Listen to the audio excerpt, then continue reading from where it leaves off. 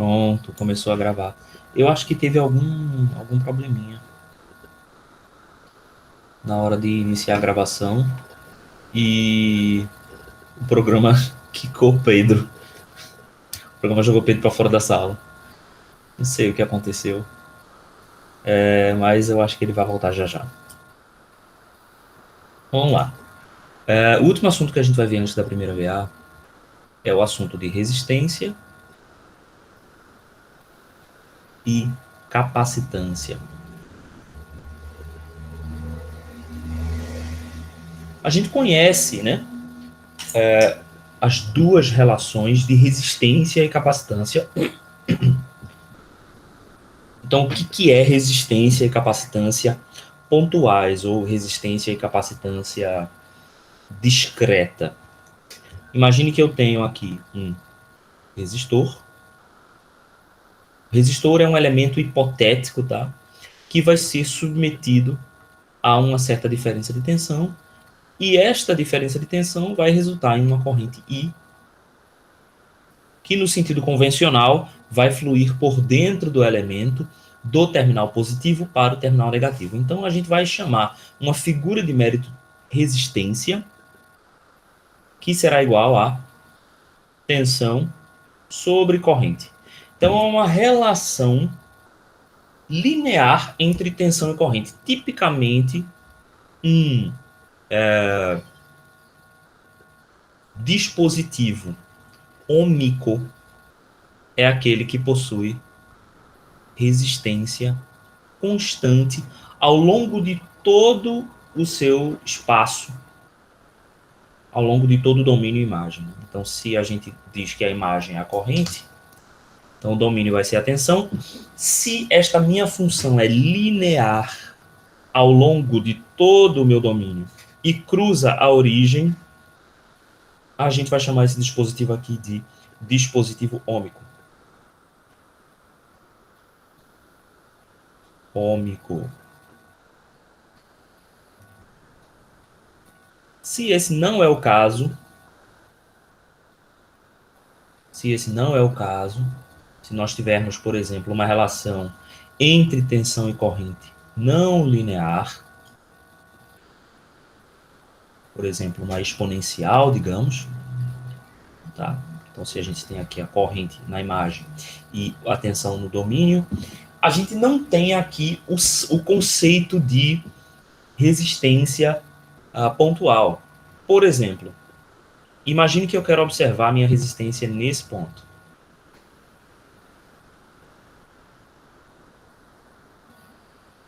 Então, tenho aqui uma corrente e uma tensão VQ nesse ponto específico.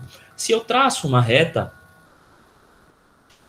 essa reta vai corresponder à divisão, né, desta tensão neste ponto específico com essa corrente nesse ponto específico. Então, a inclinação desta reta é o que seria a minha resistência.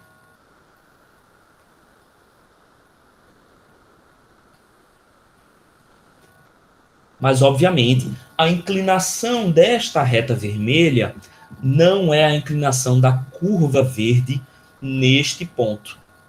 Então, ela não dá para a gente um bom indicativo de como a tensão e a corrente crescem relacionadas uma à outra.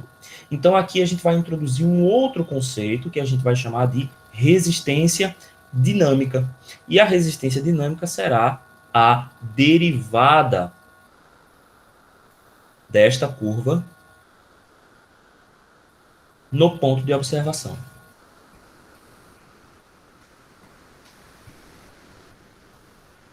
Então, esta derivada aqui é o que a gente vai chamar de resistência dinâmica.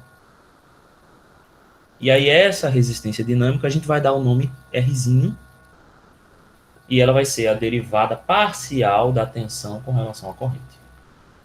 Então, em rosa aqui, a inclinação desta curva é o que a gente chama de resistência dinâmica.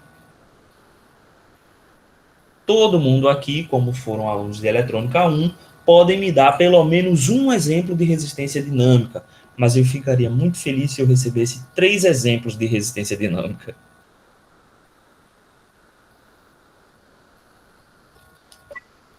Pode ser só um também. Eita, Pedro falou, mas cortou. Repete aí, Pedro, por favor. Eu ia falar, cara, tanto exemplo. Cristo, vamos lá, Cristo. Não. O tiristor é um equipamento. É um equipamento, não, é um dispositivo. Certo? A Dayana não pagou a eletrônica, então está desculpada.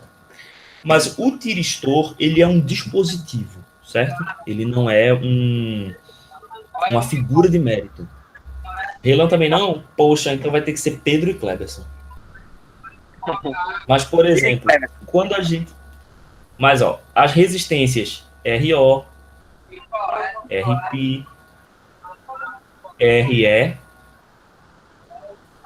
são resistências dinâmicas dos transistores, né? Então, ó, num transistor, por exemplo, existe uma tensão aqui, ó, VBE e uma corrente de base. Quem que é RP? RP é a derivada de VBE com relação à corrente de base. É assim que a gente define a resistência de entrada desse modelo matemático, né? E essa aqui é uma resistência dinâmica. Então, beleza. Como é que a gente define capacitância? Ah, sim, óbvio. Num dispositivo ôhmico, a resistência dinâmica em qualquer ponto é igual à resistência do dispositivo, tá? Obviamente, porque a derivada da função afim vai ser a derivada, ela é constante, né, em qualquer ponto da curva. Lembre-se que a resistência dinâmica de um dispositivo, ela muda de acordo com o ponto de avaliação. Tá? Então, se eu estou avaliando nesse ponto vermelho aqui específico, a resistência dinâmica é essa inclinação dessa curva ali. Se eu estou avaliando em outro ponto, a resistência dinâmica pode ser diferente. Tá? O dispositivo ôhmico, o dispositivo que a gente chama de ôhmico, é aquele cuja resistência dinâmica é sempre igual à sua resistência absoluta. Capacitância. Então, vocês também conhecem o capacitor. O capacitor é um dispositivo que, quando submetido a uma tensão V constante, tá? Então agora eu estou tratando de uma tensão constante. O que vai acontecer? O capacitor ele começa a acumular energia nos seus terminais. De que maneira ele acumula energia? O capacitor ele vai ser um conjunto de placas separados por um material isolante, um material dielétrico. Se eu coloco uma tensão, um potencial elétrico, o que eu estou fazendo, né? Eu estou criando aqui um gradiente de potencial. Então, existirá dentro desse espaço um gradiente de potencial. Se existe um gradiente de potencial, existirá também aqui um campo elétrico igual a menos esse gradiente. E como a gente viu, será armazenada energia elétrica através da nossa função densidade de energia elétrica, que é igual a ε0 módulo do campo ao quadrado sobre 2. Então, aqui dentro deste espaço será acumulado campo elétrico. E nós teremos uma quantidade de carga associada aos dois terminais. Então, será acumulada uma quantidade de carga mais que numa das placas e uma quantidade menos que na placa contrária, que vão fazer gerar esse campo elétrico. Deixa eu até apagar isso aqui. Que vão fazer gerar esse campo elétrico no interior dessas placas, nessa orientação. Certo?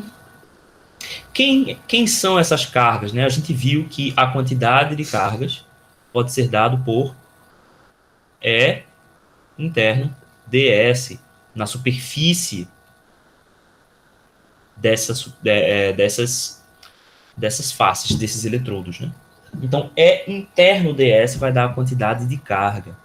Aqui o meu ds aponta na mesma direção de E, dando uma densidade positiva, e aqui o meu ds aponta na direção contrária de E, dando também uma densidade, só que agora negativa. Então, obviamente, quando eu integro ρS ds, eu obtenho uma quantidade de carga acumulada. Então, existirá aqui uma quantidade de carga mais que e menos que acumulada nas placas do meu capacitor. E eu vou dizer que a minha capacitância é a quantidade de carga dividido pela tensão. Ou seja, capacitores diferentes vão acumular mais ou menos energia. Quanto maior é a capacitância do meu capacitor, significa que ele consegue acumular mais carga para uma mesma diferença de tensão. Isso também vai implicar em um campo elétrico mais intenso, né? Porque o campo elétrico é diretamente proporcional a essa carga, certo? Então, portanto, a minha densidade de energia será maior, o que faz com que a minha energia total armazenada seja também maior.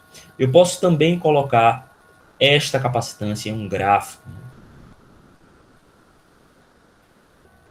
Então, tipicamente, a capacitância ela vai... Aí não. Deixa eu fazer aqui com a setinha. Tipicamente, a capacitância também vai se comportar da mesma forma como a corrente. Então, ela vai ser uma função afim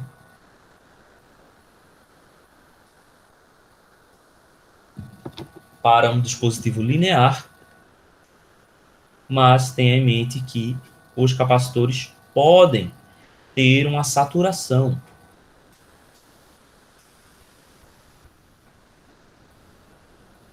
Então, eu posso ter capacitores que são lineares por partes, né? São lineares em algumas partes e não em outras partes.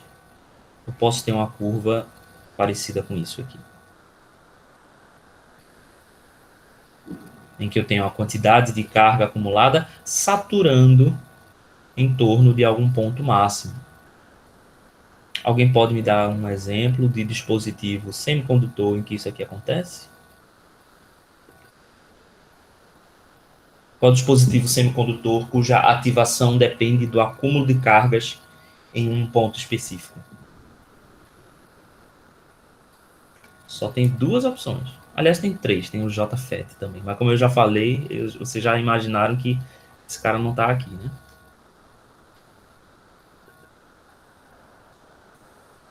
O MOSFET funciona desse jeito.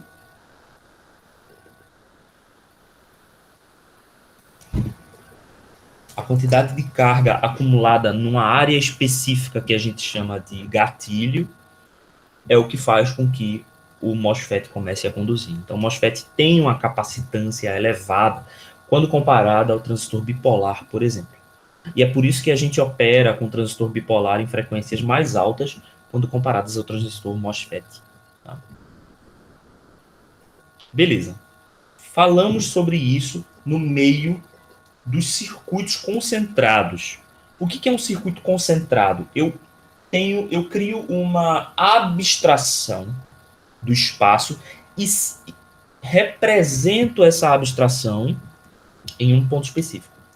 Então, vocês devem lembrar, por exemplo, como a gente fazia lá na física, dizendo assim, vamos aproximar esse corpo de uma esfera, e aí vamos desconsiderar o atrito, e vamos fazer essas e aquelas aproximações. Pois é, a ideia por trás disso é que você está eliminando complexidade e representando com modelos matemáticos. Então, estes são modelos matemáticos, né? A gente também vai ter uma capacitância dinâmica, faltou a gente comentar isso, né? E a capacitância dinâmica vai ser a mesma coisa, vai ser a derivada nesse ponto. Vocês estão me ouvindo? Estão entendendo bem? Certo. É porque o assunto é simples mesmo, né? Então, essa capacitância dinâmica, nesse ponto aqui, vai ser dQ dV. É a capacitância dinâmica. Lembrando que a capacitância, ela também depende da frequência de operação, na maioria dos dispositivos, tá? E e a resistência dinâmica também pode depender da frequência. Tá? Beleza. Como é que a gente faz agora para interpretar esses valores para o eletromagnetismo. Então, o que o eletromagnetismo faz? Ele pega esses dois conceitos e invade, entra dentro desses conceitos e olha de perto. Como é que a gente vai entender o conceito de resistência e capacitância, não agora num elemento discreto em que eu só tenho dois pontos, num espaço, certo? Então, num espaço tridimensional, como é que a gente vai verificar resistência e capacitância? Então, eu vou colocar aqui, ó, resistência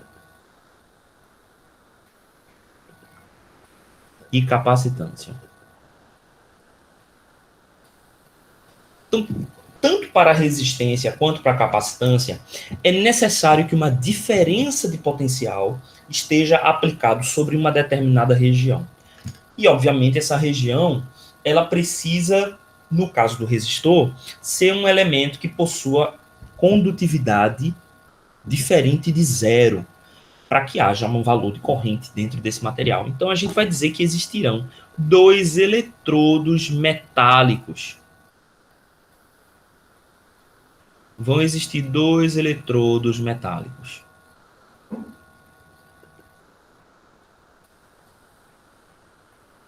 E esses eletrodos metálicos estarão submetidos a uma diferença de potencial. Então, eu vou ter, por exemplo, aqui um V1 e aqui eu vou ter um V0. Eu tenho uma diferença de potencial entre esses dois eletrodos metálicos e no meio desses eletrodos metálicos eu tenho alguma espécie de material que é condutivo. Então, eu vou ter aqui uma condutividade diferente de zero. Deixa eu apagar aqui isso aqui para desenhar só a parte de fora do eletrodo.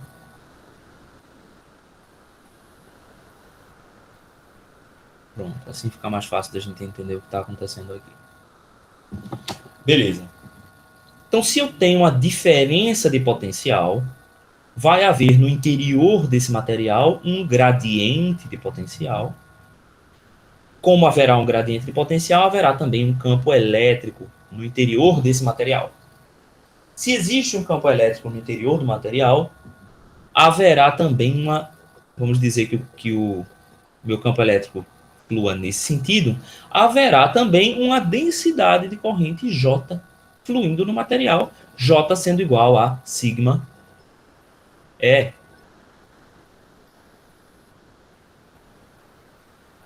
Só um momentinho.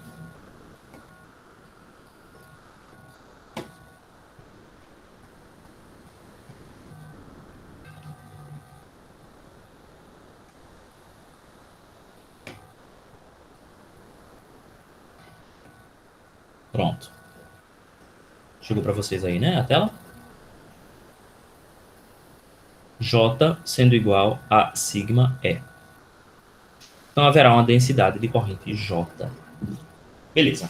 Como é que a gente define, então, a resistência desta área? Ou melhor, dessa área não, né? Desse volume.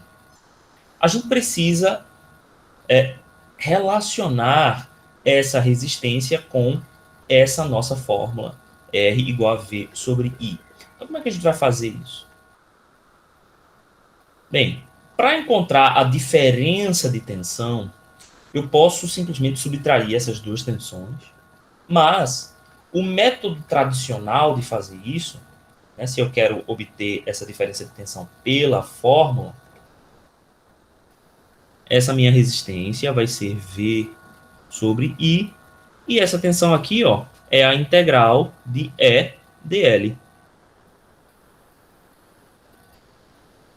Então, essa integral de E dL vai ser um caminho qualquer entre esses dois pontos. Eu estou integrando de uma placa para a outra, fazendo a integral de E dL. Isso vai me dar a diferença de potencial. Dividido pela corrente, quem é que vai ser a corrente? Bem,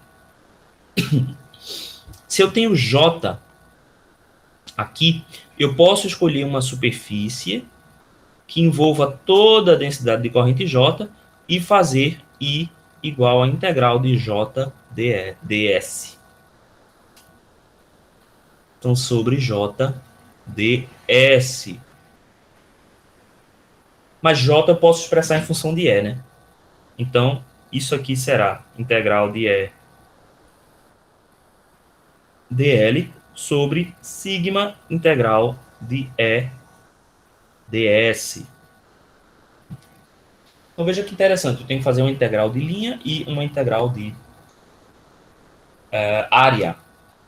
Se eu tenho regularidade, então eu vou botar aqui um igualzinho com asterisco, em um espaço regular, a integral de E dl vai dar E vezes L. Se o campo elétrico é constante e perpendicular à linha que você desenhou. Perpendicular não, paralelo à linha que você desenhou. E se o campo é uniforme e paralelo a S, desculpa, perpendicular a S, essa integral aqui vai dar E vezes a área S. E a gente reconhece essa fórmula como L sobre sigma S. Ou a gente deve ter visto isso lá no ensino médio como ρ L sobre A, em que a gente está chamando a área de A.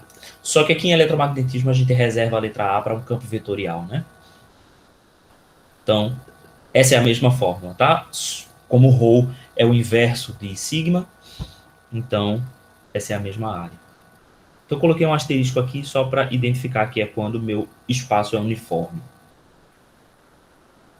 Com relação à capacitância, uma coisa, né?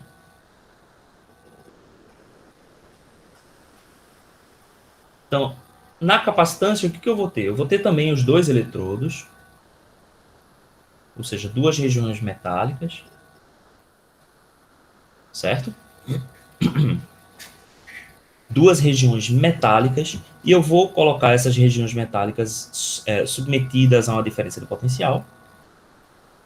E eu quero calcular a capacitância como sendo Q sobre V. V nós já sabemos quem é. V é a integral de E dl. Essa integral de E dl vai ser feita em um trecho qualquer que liga o primeiro eletrodo ao segundo eletrodo.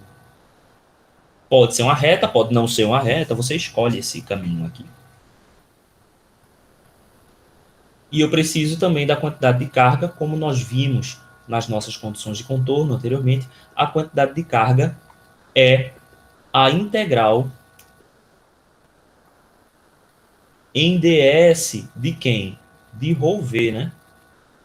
De ρv não, ρs. Da densidade superficial. Então, ρs vezes o módulo de ds. Só que ρs é quem? ρs é E interno ds. Então, esse cara daqui é...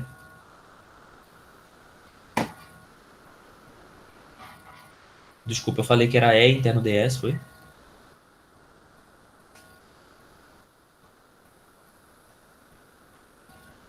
É D interno ds. D interno ds. Então, D interno ds vai dar epsilon vezes essa integral aqui, D interno ds. Essa é a... D é epsilon E, né? Eu estou fazendo a integral de D ds para encontrar a quantidade de carga acumulada. Essa é a integral de ρv, ρs. Tá? Então, para converter D para campo elétrico, é assim que a gente faz. Então, novamente, se o meu espaço é uniforme, então essa integral aqui vai dar epsilon vezes E vezes a área S sobre E vezes o comprimento do capacitor L. Cortando E com E, a gente chega na nossa fórmula clássica da capacitância, que é epsilon S sobre L. São as nossas duas fórmulas aqui para resistência e capacitância. Bem, então agora resta a gente fazer alguns exemplos, né, em termos de capacitâncias e resistências. Então vamos fazer um exemplo aqui.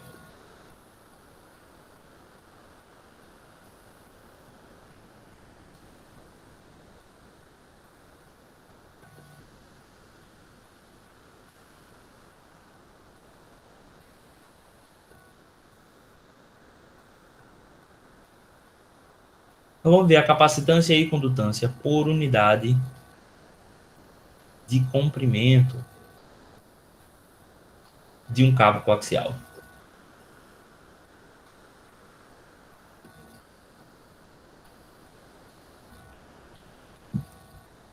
Então vamos pensar sobre esse problema, vamos desenhar um cabo coaxial. O que é um cabo coaxial, né? Um cabo coaxial é uma linha de transmissão que a gente utiliza para enviar informações entre dois pontos. Então, o que existe num cabo coaxial é um condutor externo e um condutor interno. E a gente envia informações, né, nesse cabo. E existe um dielétrico entre o condutor interno e o condutor externo. Tipicamente, a gente aterra o condutor externo. Isso também ajuda no isolamento, né? Porque quando a gente aterra o condutor externo, o que acontece? Qualquer campo elétrico que possa existir no exterior não consegue ser enxergado dentro dessa região. Tá? Porque como a gente discutiu, o campo elétrico no interior de um condutor é sempre igual a zero. Então, se eu tenho um campo elétrico externo, é X, e um campo elétrico interno, é Y, esses campos são independentes. Porque qualquer que seja a distribuição de cargas, ou qualquer que seja o sistema radiante que está criando esses campos elétricos externos, eles estão fora do cabo, né? Não dentro do cabo. Então, obviamente, aqui dentro, no interior desse espaço aqui, se eles estão completamente separados por esse plano condutor, esses campos serão independentes. Então, portanto, a gente elimina muito do que a gente chama de interferência, né, com esse tipo de ajuste. E o meu sinal será transmitido no condutor interno. Então, aqui dentro, eu vou ter um sinal V, certo? Que, obviamente, é um V de T. E aqui dentro vai trafegar minha onda, um senoidal, uma onda AM, FM, o que quer que eu queira transmitir, ou pulsos digitais, enfim, os diferentes tipos de sinais que eu posso transmitir dentro desse cabo. Então vamos ver quais são as características, né, desse material. Então vamos calcular primeiro. Querem fazer primeiro capacitância ou condutância por unidade de comprimento? Diga aí, qualquer um.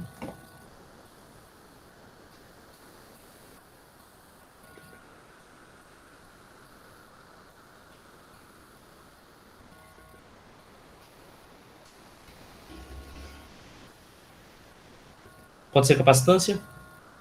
Beleza. Vamos lá.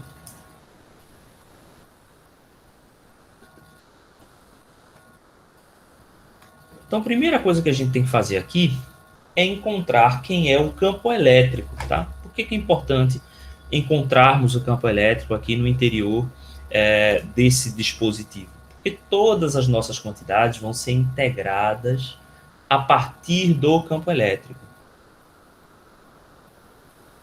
Então, eu posso fazer o seguinte. Primeiro, eu vou supor, como é um capacitor, eu vou fazer o seguinte. Eu vou pegar uma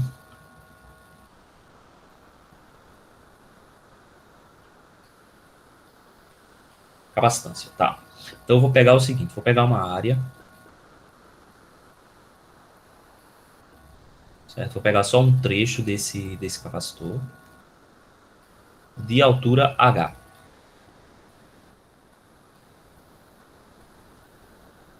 E eu vou supor que existe aqui armazenado no interior uma quantidade de carga mais Q e existe no exterior uma quantidade menos Q. Certo? A gente pode usar Q como incógnita, porque no final das contas a minha capacitância vai ser Q dividido por V. Então, se eu consigo uma expressão para o potencial elétrico que utiliza Q na sua expressão, então eu consigo, encontrando essa expressão para o potencial, eu isolo Q e essa vai ser a minha capacitância.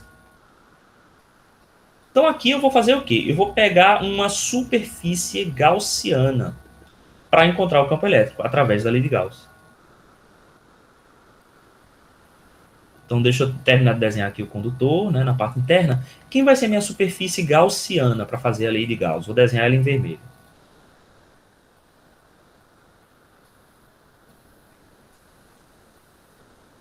Eu vou fazer ela como sendo um cilindro.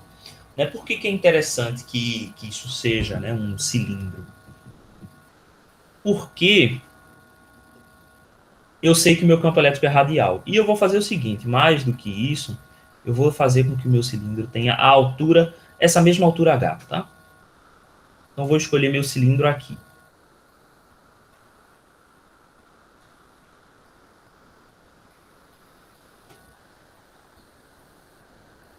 Todo mundo está entendendo o que eu estou fazendo, né? Então estou escolhendo o meu cilindro, que a casca cilíndrica é a minha superfície gaussiana, e eu também vou fazer a assunção de que o meu campo elétrico tem direção radial.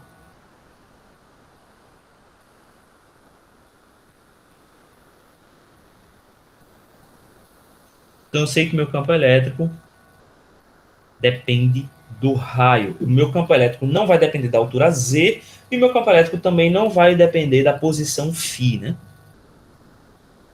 Meu campo elétrico aponta aqui na direção radial. Então, E vai ser algum E ρ a ρ. Então, pela lei de Gauss, o que eu tenho? A quantidade de carga envolvida, que é igual à integral de d ds, ou epsilon, integral de E ds. Meu ds é, obviamente, né? Meu ds vai variar com φ e com z.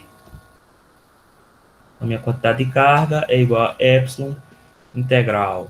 Aí em z ele vai variar de 0 até h, e em φ ele vai variar de 0 até 2π.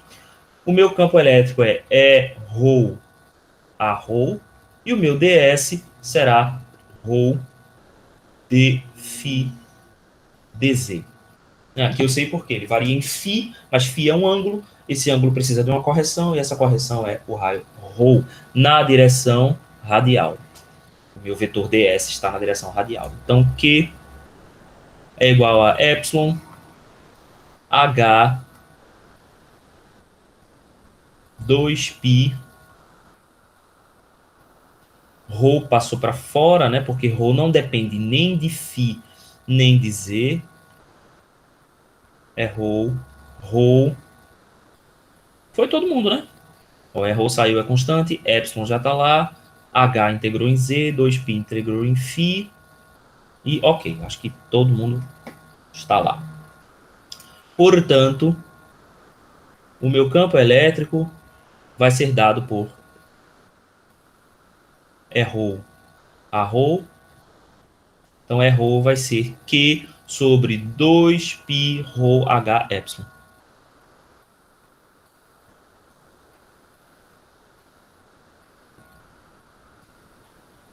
Dois π ρ h epsilon. Ok. Beleza, esse é o meu campo elétrico. Quem vai ser, então, a diferença de potencial? A diferença de potencial vai ser uma integral de linha de A até B.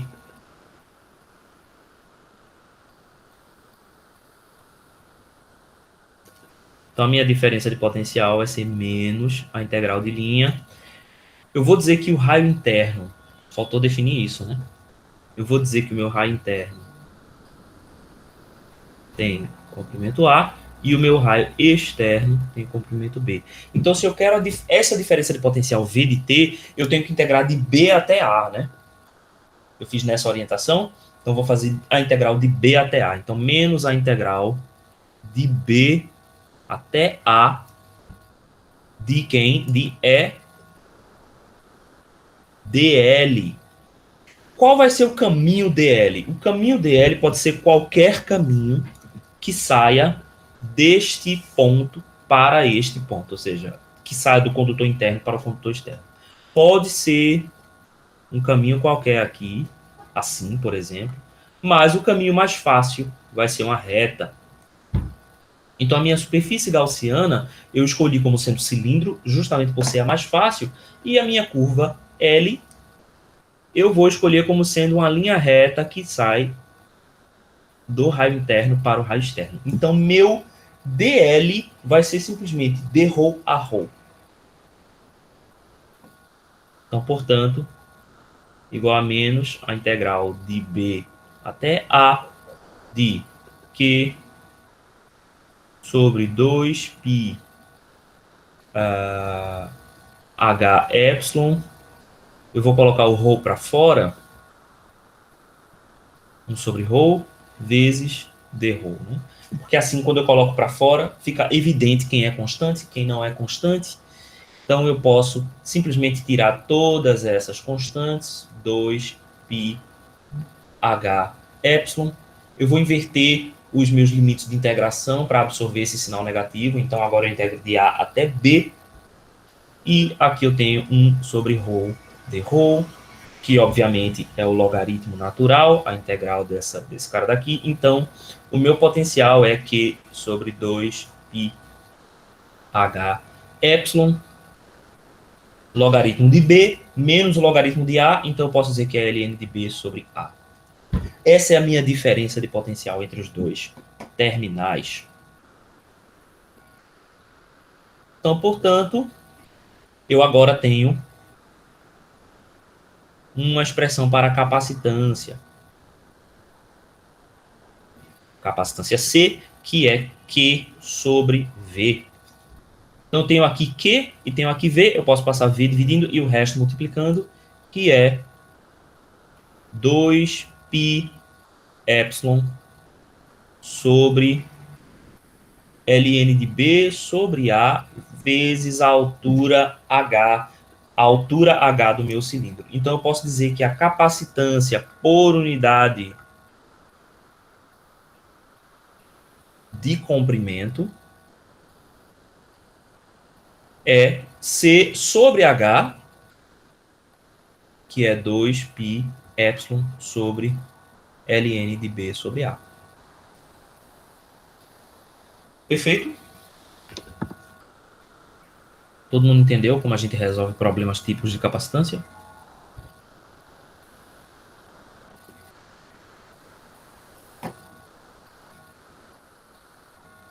Como é que a gente encontra agora a condutância por unidade de comprimento? A gente vai fazer a mesma coisa, né? Então, para encontrar a condutância,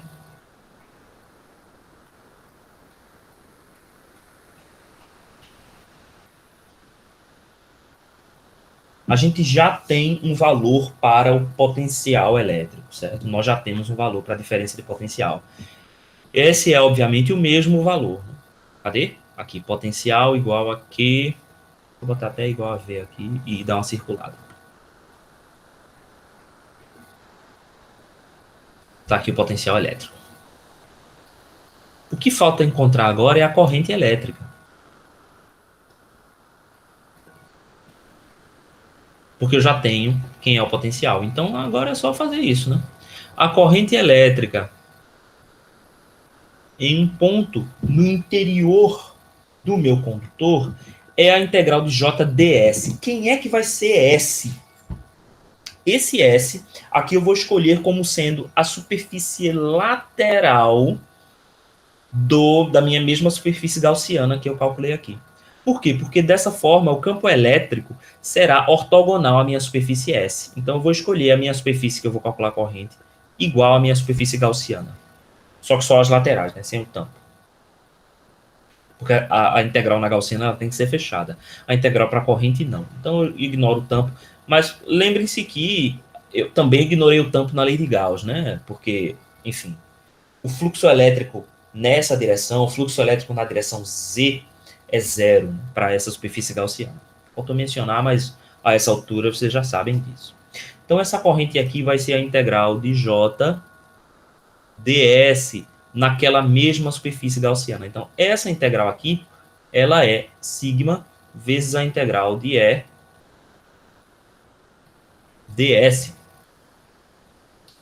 A gente já tem essa integral de EDS? Temos sim. Ela é Q sobre epsilon. Então, essa integral aqui é sigma. Isso aqui é Q sobre epsilon.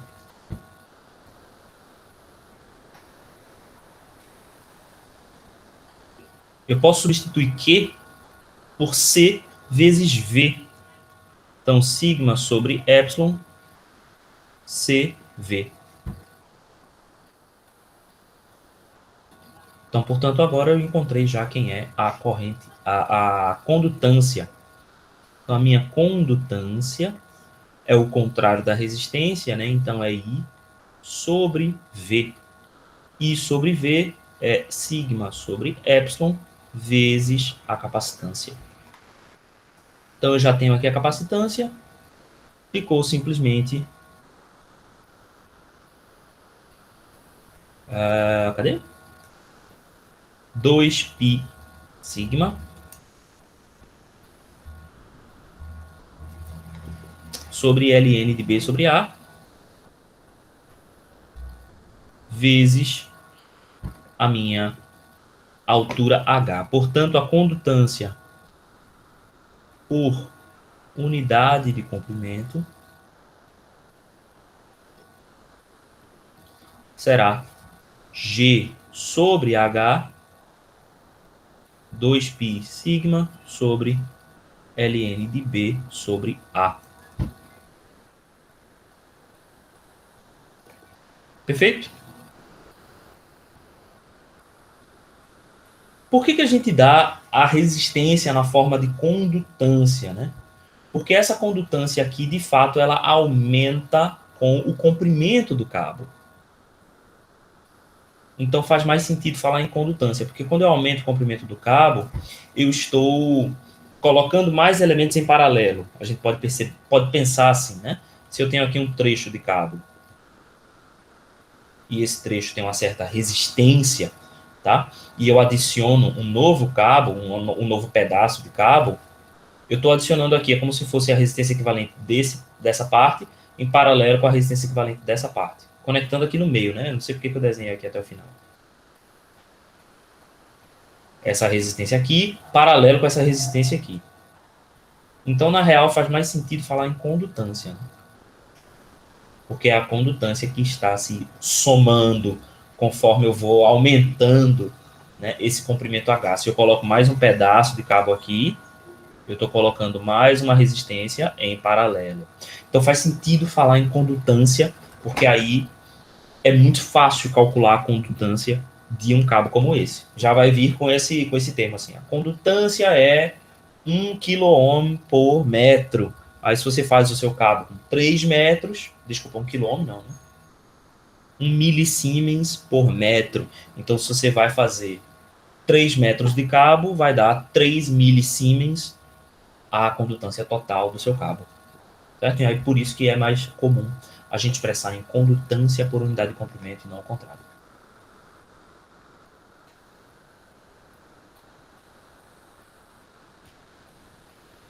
O que mais?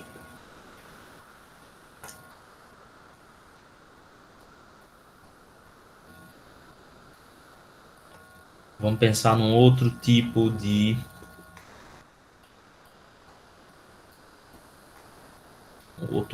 capacitor.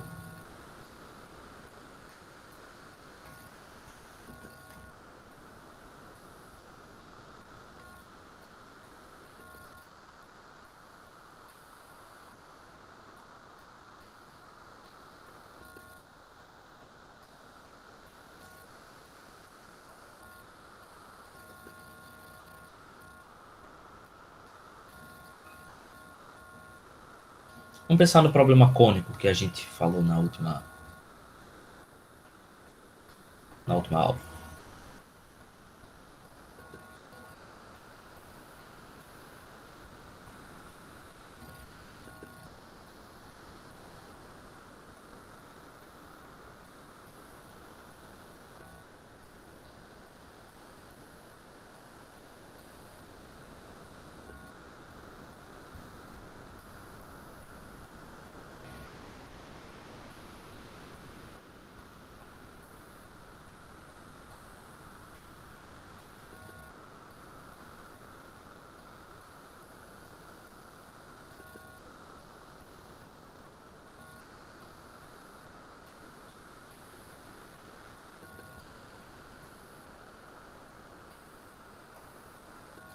Então vamos dizer que esse sisteminha aqui possui um raio R0.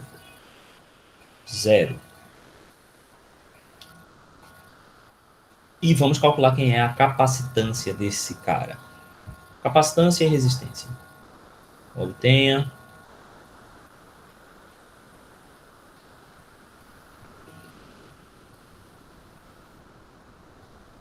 resistência e capacitância desprezando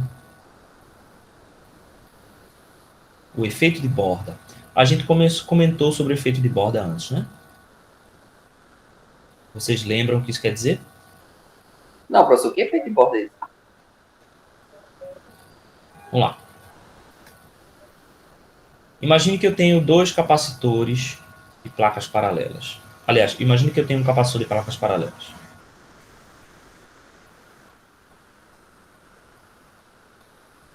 E aí eu carreguei aqui. Diga lá, Pedro. Tipo, não seriam aquelas bordas que não seriam uniformes, digamos assim, né? Que tivessem curvas? Sim, é exatamente isso. Ó, Ah, beleza. imagine que eu tenho dois planos aqui e esses planos estão carregados com a carga mais Q e menos Q. Aqui no interior, a gente vai ter um campo elétrico que aponta nessa direção. Só que a gente sabe que quanto mais a gente chega na borda, esse campo elétrico ele não pode simplesmente seguir assim para sempre, né? Isso não seria natural.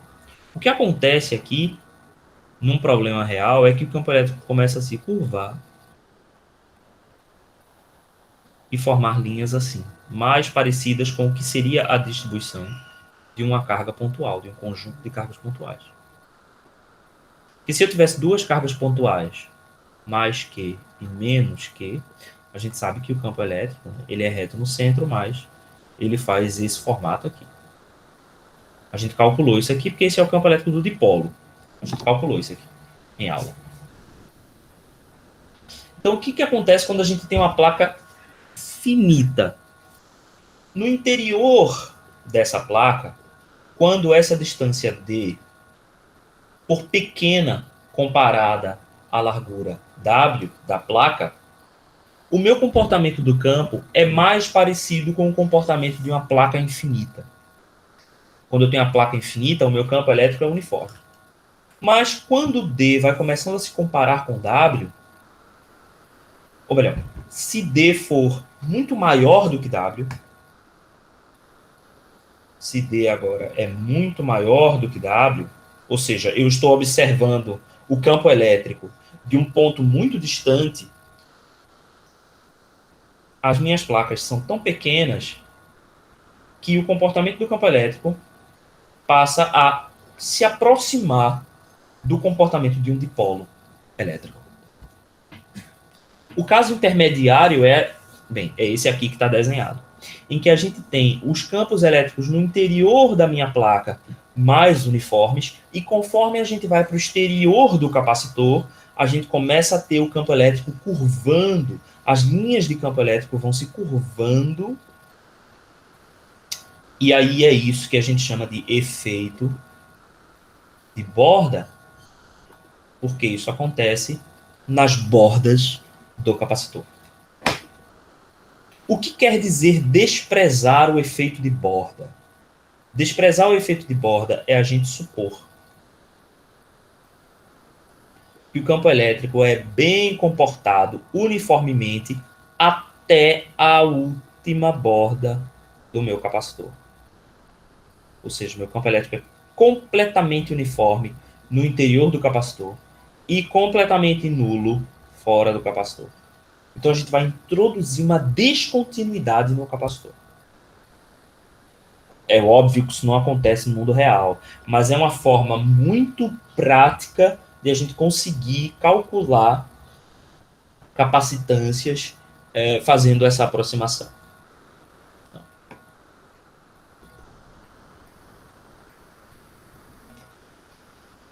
Então ficou claro o que é o efeito de borda e o que é desprezar o efeito de borda?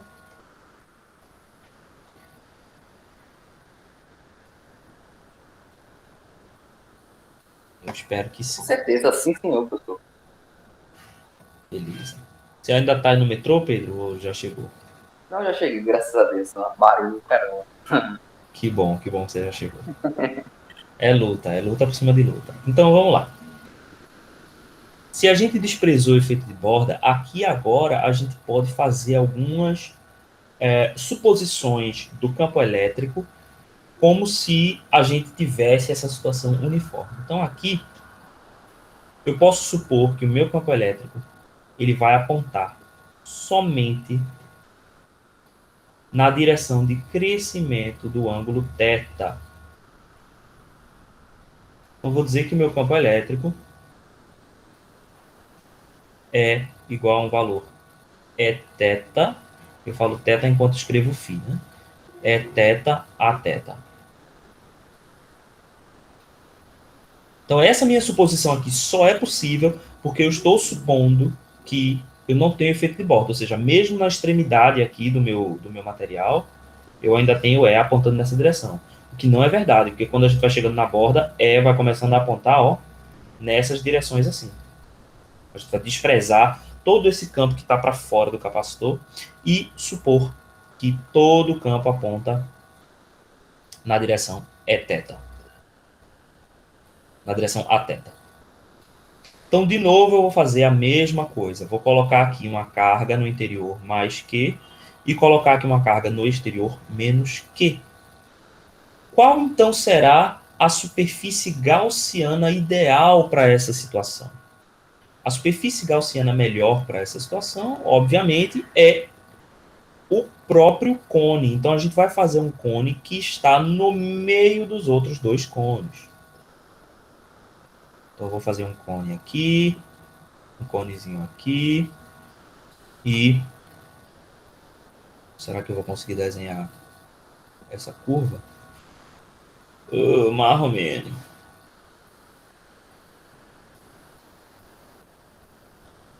Melhor agora. Não ficou perfeito, mas dá para entender. Então eu estou desenhando um cone que envolve completamente o meu cone interno, mas não envolve o meu cone externo. Tá? Então esse cone está no meio dos dois e é sobre isso. Então eu sei que pela lei de Gauss,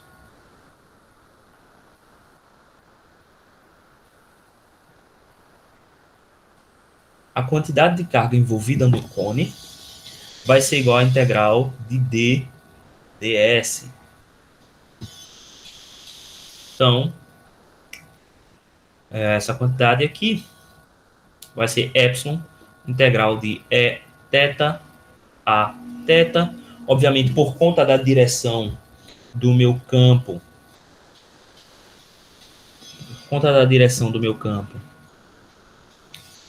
eu sei que eu só vou ter componente de fluxo elétrico na própria direção de θ, então eu vou desprezar a integral na tampa e considerar só a integral no cone.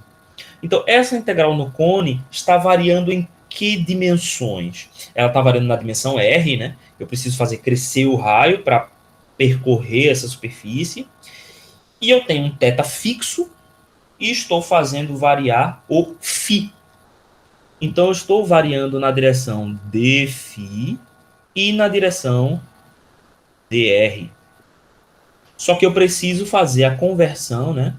No caso do dφ, e essa conversão no dφ é multiplicando por ρ. Eu não tenho ρ em coordenadas esféricas, o que significa que eu vou multiplicar por r seno θ, dr e dθ a θ.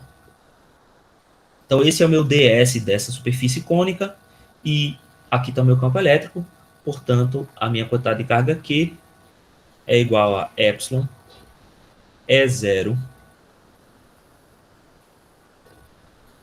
seno θ vai sair, certo? Seno de θ sai, porque é constante, e aí fica a minha integral no raio, a integral no raio de 0 a R0, de R dr. O que mais? R dr, e a integral de 0 a 2π de dφ. Então, portanto, isso aqui vai dar epsilon é θ seno θ R0 ao quadrado sobre 2, 2π. Então, o campo elétrico será igual a Q sobre epsilon seno θ RO ao quadrado vezes π na direção a θ. Certo? Então, meu campo elétrico aqui não é uniforme, né? Veja que coisa interessante. No nosso problema anterior, o campo elétrico também não era uniforme, né? Ele decaía com o raio, e aqui o campo elétrico também não é uniforme. Na minha cabeça, ele era, mas não era, não. Então, na verdade, é uma coisa legal de se observar, que o campo elétrico não necessariamente ele é uniforme, mesmo no caso em que a gente despreza o efeito de borda, ele pode também variar com uma das variáveis, né? Ele só seria uniforme aqui se a gente tivesse placas paralelas. Aí ele realmente seria constante. Mas aqui no caso ele não é constante, então deu este aqui o valor do campo elétrico dentro dessa região. Ok, e aí agora como é que a gente faz para encontrar quem é o potencial elétrico? Para a gente encontrar o potencial elétrico, nós temos que definir aqui dois ângulos, certo? Então, o ângulo interno eu vou chamar de θ1 e o ângulo externo eu vou chamar de θ2. Então, eu vou integrar de θ1 a θ2. Só que, como eu coloquei mais que dentro, né, ou seja, eu estou definindo que é a parte de fora que está aterrado, eu vou fazer a integral de θ2 a θ1. Então, encontrar o potencial elétrico será menos a integral de θ2 a θ1. Vocês estão entendendo por que eu faço nessa ordem, né? Eu defini o mais que em θ1. Então, eu integro do terra para o potencial. dE dL. Quem é o dL que eu vou escolher? Eu posso escolher qualquer dL. O dL mais simples de escolher... Deixa eu ver qual foi a cor que eu botei. Eu botei roxo, então agora eu vou botar vermelho. O dL mais simples de escolher é a curva que segue variando apenas o θ, mantendo um raio fixo e mantendo um φ fixo. Então, meu melhor caminho L é aquele em que dL é ρ de θ. Rho de θ não, R de θ, né? R de θ a θ. Então, aqui é isso que eu vou colocar aqui. Então, eu vou absorver o sinal de menos.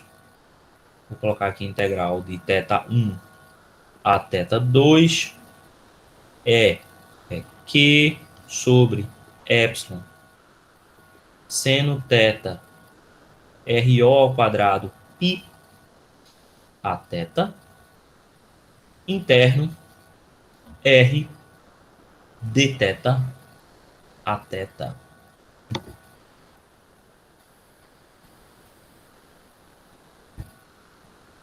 Então, todas essas constantes, né, esse meu raio aqui ele independe. Ele vai sair. Então, eu tenho aqui Q sobre epsilon seno θ vezes... Opa, seno θ não pode sair, não. Então, eu vou colocar Q sobre epsilon π vezes R sobre R0 ao quadrado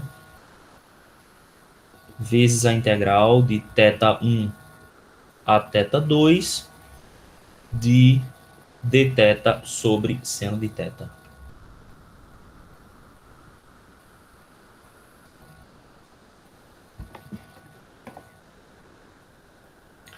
deu um resultado bastante interessante,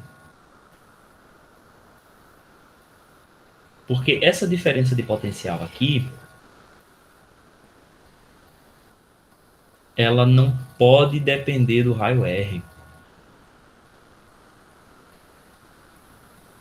E aqui pelas contas, ela está dependendo do raio R. O que significa que esse potencial ele vai crescer conforme a gente está se afastando desse ponto. E isso é no bueno. Isso não pode acontecer de jeito nenhum. Isso implica que a gente fez alguma suposição errada em algum caminho. E eu acredito que essa suposição errada aconteceu aqui, ó. Nós supusemos que o campo elétrico ele aponta só na direção θ, e a gente não vai poder fazer essa suposição porque a gente não pode violar o fato de que esse potencial aqui ele não pode ser diferente de acordo com a curva que a gente escolha. Então, o que isso está dizendo? Que se a gente fizesse essa escolha aqui, ele daria um potencial maior do que essa escolha aqui. Isso não pode acontecer. Concordam comigo?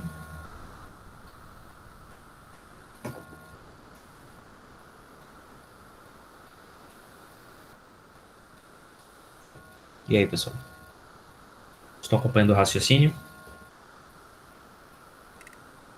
Eu tô, professor. Beleza. Então, essa minha suposição aqui estava errada. Eu não posso ter esse resultado aqui. Tudo bem. Então, a gente vai ter que resolver isso de outra forma. Esquece esse cone, professor. Não tem capacitor cônico, não. Gente, tem aqui no desenho ele agora? Tudo bem. Eu acabei de desenhar. Não, gente, eu vou resolver o problema. Vamos lá. Qual é a outra alternativa que a gente tem para encontrar o campo elétrico, se não é usando a lei de Gauss? Por que a lei de Gauss não foi mais interessante aqui? A lei de Gauss não foi mais interessante nesse caso porque a minha suposição inicial de que o campo era uniforme não se manteve. O resultado que eu tive contradisse a minha suposição. E aí isso não é legal. Então, a outra forma que eu tenho de resolver é calculando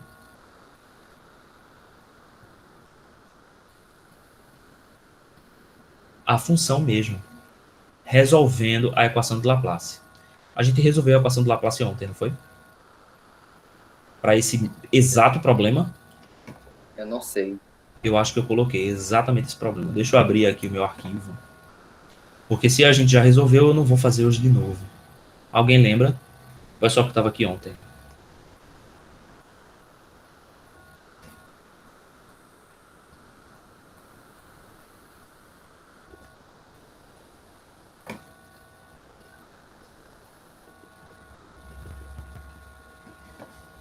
Deixa eu trocar aqui a apresentação. Pra gente, nas notas de aula de ontem. Aqui.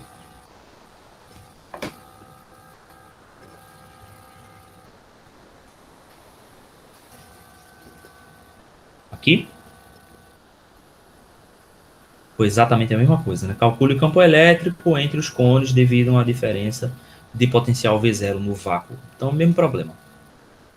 Só que aqui a gente considerou vácuo, né? E aí a nossa solução geral teve essa forma. O potencial V de θ é A logaritmo neperiano da tangente de θ sobre 2 mais B. E aí a gente aplica para encontrar o potencial específico, né? E depois a gente deriva para encontrar o potencial elétrico também específico. Então aqui no caso vamos partir dessa solução que por sorte a gente fez na última aula. Então eu não vou repetir isso. Se você está com dúvida em como fazer, você volta lá na aula antiga e vê. Então o potencial vai ter essa solução geral e a derivada do potencial está aqui em cima, que é A sobre seno de θ. Então vamos aproveitar isso na nossa forma agora, tá? Deixa eu apresentar uma janela novamente. Não salvo. Ok.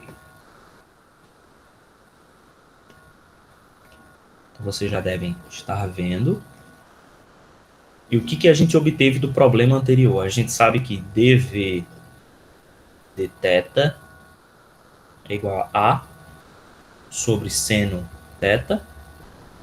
E a função geral v de θ é igual a ln da tangente de θ sobre 2 mais b. Pronto.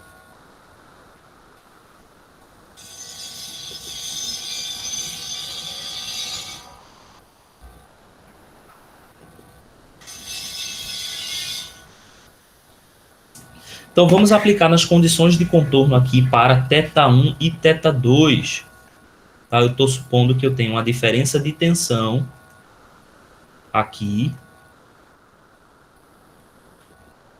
E eu vou dizer que esse ponto aqui tem uma tensão V e esse ponto aqui tem uma tensão aterrada. O contorno externo está aterrado. Então eu vou obter a capacitância no sentido contrário. Como é que a gente obtém? Foi até legal esse exemplo, porque a gente faz no sentido contrário. Então, eu posso supor uma carga Q e calcular o campo elétrico baseado na carga Q utilizando a lei de Gauss. O caminho inverso é, eu suponho uma tensão V e calculo o campo elétrico com base na equação de Laplace.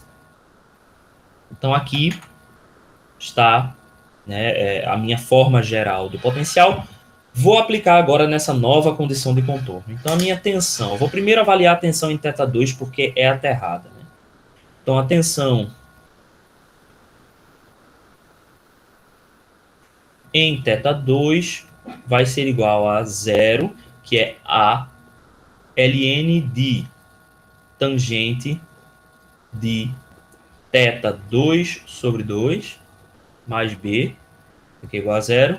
E a tensão em θ1 é a ln da tangente de θ1 sobre 2 mais b igual a v.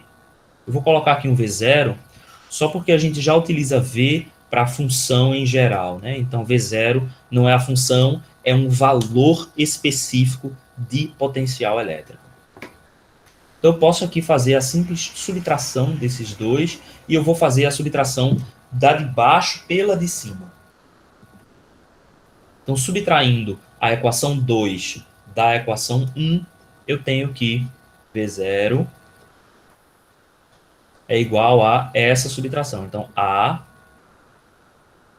ln de tangente de θ2 sobre 2. Aliás, estou fazendo o de cima menos o de baixo, né?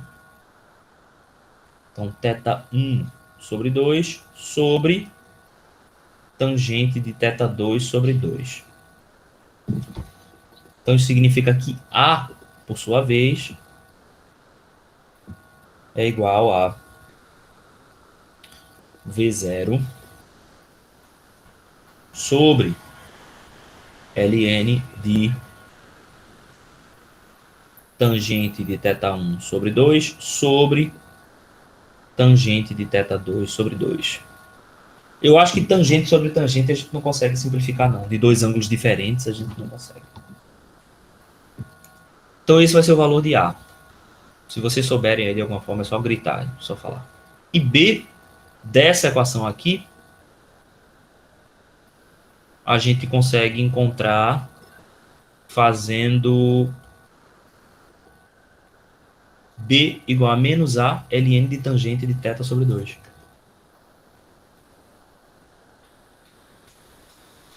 B. Eu tenho todo o espaço do mundo aqui. Deixa eu abrir coisa a mais. Então, B. Poxa, eu queria muito que o meu mouse mudasse com o meu pensamento e não que eu tendo que clicar. Então, B é menos A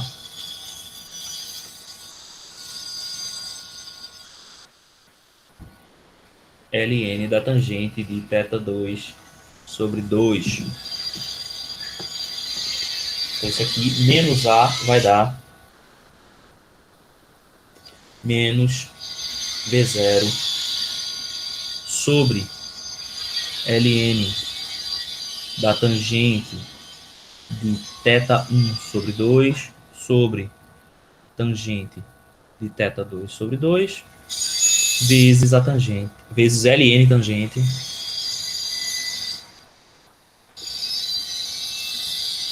de θ2 sobre 2. Então, a gente pode colocar na nossa solução particular potencial de θ dentro da região é A ln da tangente de θ sobre 2 mais B, né? Então, isso aqui, ó, é A ln tangente de θ sobre 2 menos A ln tangente de θ2 sobre 2. Então, eu posso aglutinar esses ln's aqui. Então, essa minha forma é A vezes ln da tangente de θ sobre 2 sobre tangente de θ2 sobre 2. Substituindo agora o valor de A, tá aqui. O meu potencial de θ é igual a V0 vezes esse ln aqui. Então, ln de tangente de θ sobre 2 sobre tangente de θ2 sobre 2 sobre ln de tangente de quem? θ1 sobre 2 sobre a tangente de θ2 sobre 2. Essa é a nossa função potencial elétrico. Tem como a gente simplificar a divisão de ln? Não, né? Só soma e subtração. Então ela fica desse jeito. Vamos agora encontrar quem é o campo elétrico. Vamos lá.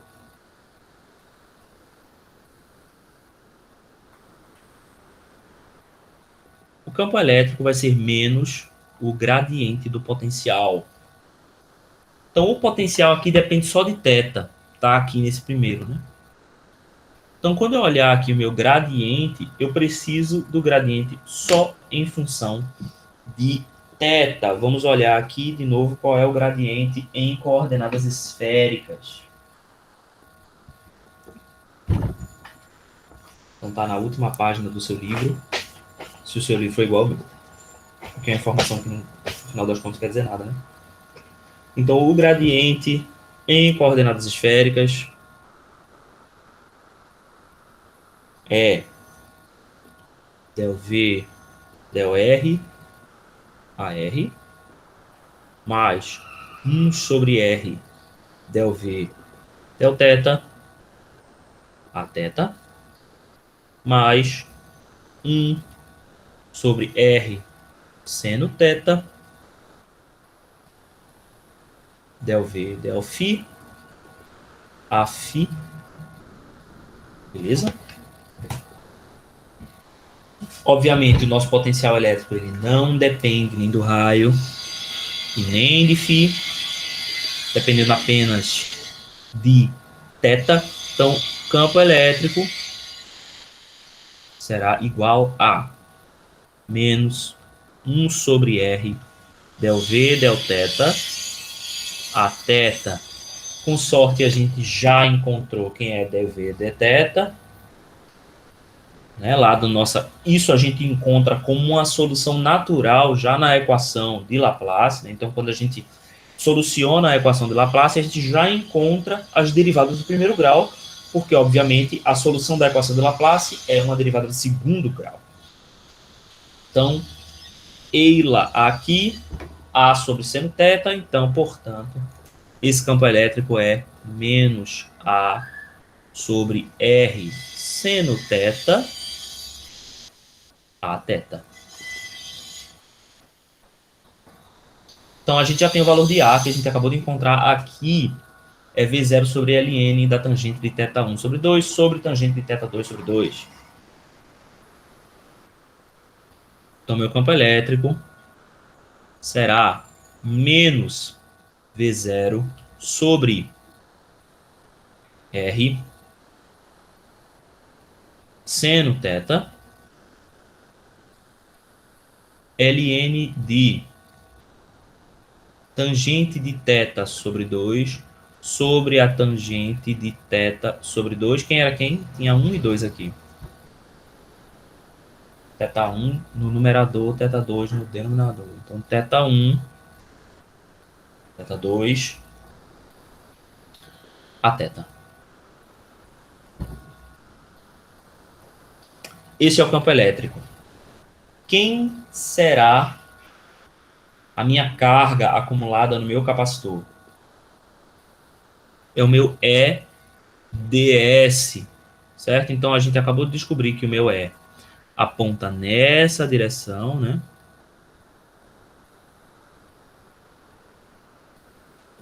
Então, eu vou calcular EDS aqui.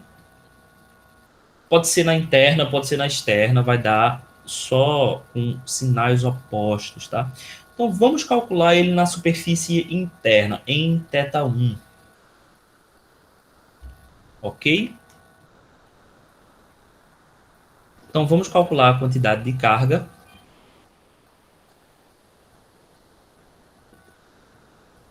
Então, vamos colocar assim, obtendo Q em S1, na superfície interna. Aliás, eu vou botar aqui na superfície interna mesmo, porque fica explícito, tá? Deixa eu fazer uma pergunta para vocês. Vocês querem essas notas de aula? Porque eu percebi que para os outros capítulos eu não tenho as notas de aula lá no... Eu não coloquei nas anotações as De notas de alguma aula. forma vai ser Vocês interessante para a querem prova. isso? Pode ser bem interessante, assim. Perfeito. Pode ser interessante. Tá? Eu vou colocar para vocês. Não sei se eu vou conseguir botar hoje, mas aí eu ponho. Então, obtendo Q para a superfície interna, essa quantidade de carga vai ser quem? Vai ser a integral de D ds naquela superfície, integrando na superfície S1. Então, vamos olhar quem é a superfície S1. A superfície interna ela tem θ fixo, e ainda bem que o θ é fixo, porque eu não estou interessado em integrar 1 sobre seno de θ ln de tangente de θ1 sobre θ2. Não seria uma integral fácil de fazer. E eu vou integrar ela nesse cone, ou seja, eu estou variando R de 0 a RO, de 0 a R0, e estou variando φ em 2π. Então, eu estou integrando o campo nesse cone. Então, vamos lá. Vamos colocar as duas integrais e eu estou variando quem? Eu estou variando R e φ. Então, R eu estou variando entre 0 e R0, e φ eu estou variando entre 0 e 2π. Quem é o meu vetor D? É epsilon vezes o campo elétrico. Então, meu campo elétrico é essa monstruosidade aqui, então, menos V0.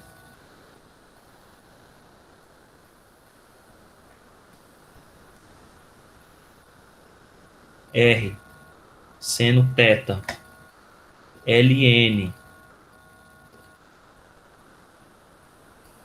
tangente de θ1 sobre 2 sobre a tangente de θ2 sobre 2,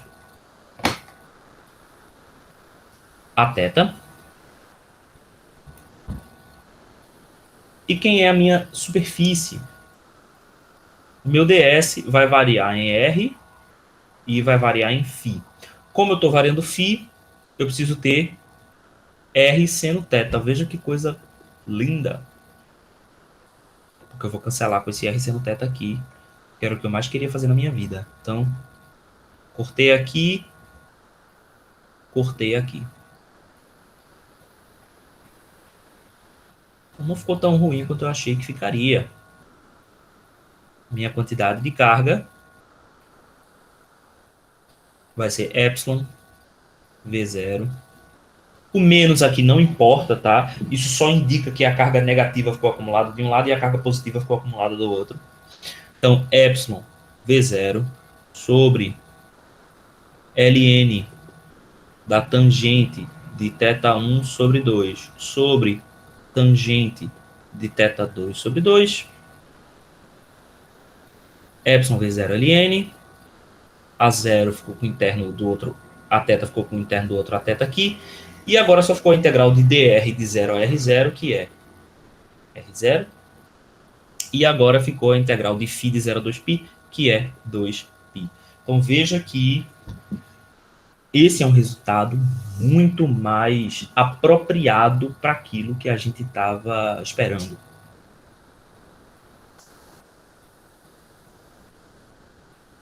Quem será então a minha capacitância?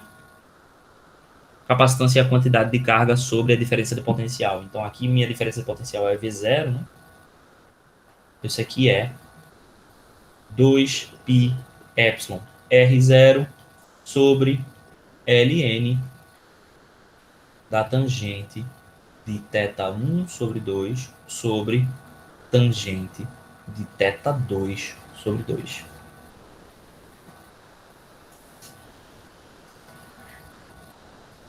Beleza.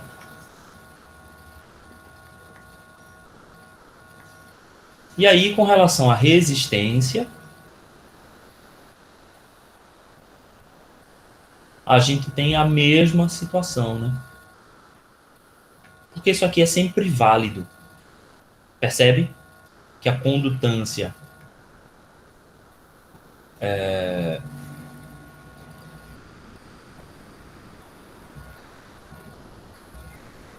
Sim, isso aqui é sempre válido, né? Essa corrente aqui vai ser sempre igual a sigma sobre epsilon, C vezes V. Então, portanto, a condutância é sigma sobre epsilon vezes a capacitância. Se eu estou tratando do mesmo volume, tá? Então, em se tratando do mesmo volume, eu só preciso trocar sigma por epsilon e eu encontro a condutância.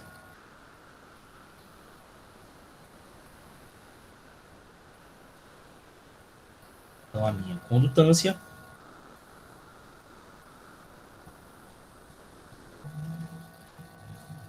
é 2π sigma RO ln tangente de θ1 sobre 2 tangente de θ2 sobre 2 e é isso.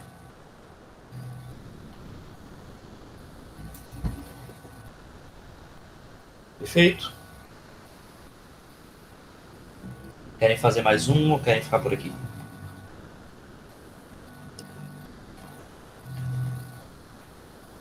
Eu acho que a gente fica por aqui, professor. Tá na hora da sessão da tarde já. Tá na hora da sessão da tarde, já é. Vai passar qual filme hoje na sessão da tarde? Um grande clássico.